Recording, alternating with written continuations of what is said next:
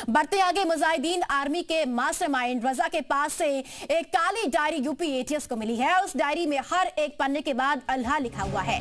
7वें पन्ने पर कौम खतरे में लिखा हुआ है और कुछ पन्नों पर कोड वर्ड में शब्द लिखे गए हैं। 14वें पन्ने पर उर्दू में कागज चिपकाया गया है जिस पर लिखा हुआ है कि जिहाद की तैयारी। सभी मुसलमानों को जिहाद में इस्तेमाल होने वाले इशारों का इस्तेमाल करना सीखने का आदेश दिया गया है। यह कागजी सभी व्हाट्सएप ग्रुप पर भी रजा की तरफ से भेजा गया है और संदेश के तौर पर डायरी के पन्ने पर सभी ग्रुप मेंबर की जानकारी कोड वर्ड में लिखी गई है जिसको जांच एजेंसी डिकोड कर रही है। डायरी में हर टीम को एक नंबर दिया हुआ है और नाम की जगह नंबर का जिक्र है।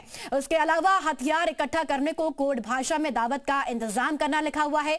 हिंदू धर्म गुरुओं को काफिर का कोड वर्ड दिया गया है। तो यूपी एटीएस के हाथ एक डायरी लगी है जिसमें कई और खुलासे हो सकते हैं। ने मुजाहिदीन आर्मी से जुड़ी हुई तमाम जानकारियां खंगालनी शुरू कर दी हैं। जो जानकारियां सामने आई हैं वो बेहद चौंकाने वाली है।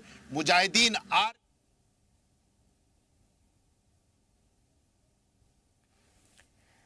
तो मुजाहिदीन आर्मी पर लगातार बड़े खुलासे हो रहे हैं। आपको बताते चले कि मास्टरमाइंड रजा के पास ये काली डायरी मिली है और इस काली डायरी में कई तमाम चीजें लिखी हुई है। कोड वर्ड का इस्तेमाल किया गया है और विशाल हमारे साथ मौजूद है ज्यादा जानकारी के लिए। विशाल, इस काली डायरी को लेकर और क्या जानकारी आपके पास एटीएस की ओर से और क्या कुछ जानकारी मिल पा रही है?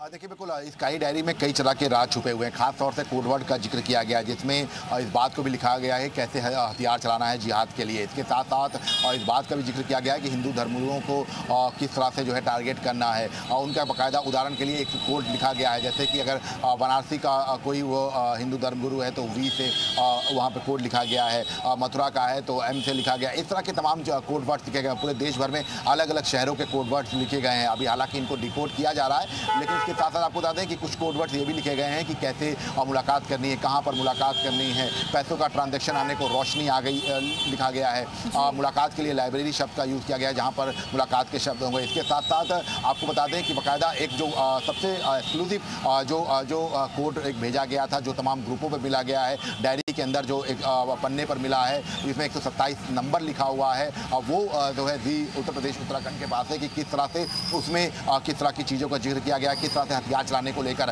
तो ये तमाम ऐसी चीजें हैं जो अब जांच का हिस्सा है। फिलहाल लगातार यूपी एटीएस इस पूरे मामले को लेकर जांच कर रही है और ये कहा जा रहा है कि रजा के पास से ये तमाम ऐसी चीजें मिली हैं जो काफी चौंकाने वाली है। इसके साथ साथ 2 और व्हाट्सएप ग्रुप के बारे में मालूम चला जो मशवरे के बाद जानकारी आई है, जिसमें अगर हम बात करें तो इन ग्रुपों के जरिए भी पैसे के ट्रांजेक्शन की बातचीत हुई थी, कैसे ट्रक को टारगेट करना था, इसके साथ साथ कैसे जिहाद की तरफ मोड़ना था और इनको कैसे जो है मैसेज देना था। इन सब चीज़ों को लेकर भी जो है पूरी प्लानिंग जो है वो की गई थी। तो इन सब चीजों को भी डिकोड करने में यूपी एटीएस लगी हुई है। जी चलिए, बहुत शुक्रिया आपका विशाल तमाम जानकारी को साझा करने के लिए।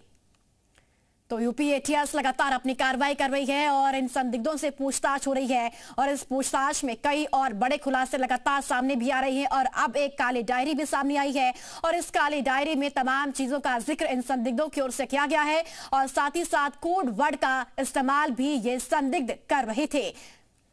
आपको बताते चले कि इस काली डायरी में हथियार चलाना, साथ ही साथ मुस्लिम युवाओं को संदेश इस काली डायरी के जरिए दिया गया और धर्म गुरुओं को भी ये लोग निशाना बना रहे थे और साथ ही जानकारी ये मिल रही है कि हरिद्वार से जुड़े ये धर्म गुरु थे।